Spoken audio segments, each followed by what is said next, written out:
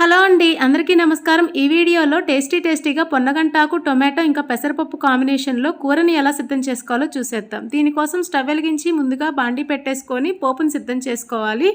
2 ఉల్లిపాయలని ఇలాగ తరిగి ఇంకా 2 పచ్చిమిర్చి చీలికల్ని వేసుకొని వేయించుకోవాలి. తర్వాత ఇలాగా టొమాటో ముక్కల్ని యాడ్ చేసుకొని కొంచెం మగ్గిన తర్వాత ఇందులోకి పసుపు, ఉప్పు యాడ్ చేసుకొని ఒక 2 నిమిషాలు మగ్గనివ్వాలి. తర్వాత ఇందులోకి పొన్నగంటాకుని వేసుకొని ఈ విధంగా మూత పెట్టేసుకొని కొంచెం సేపు మగ్గనివ్వాలి.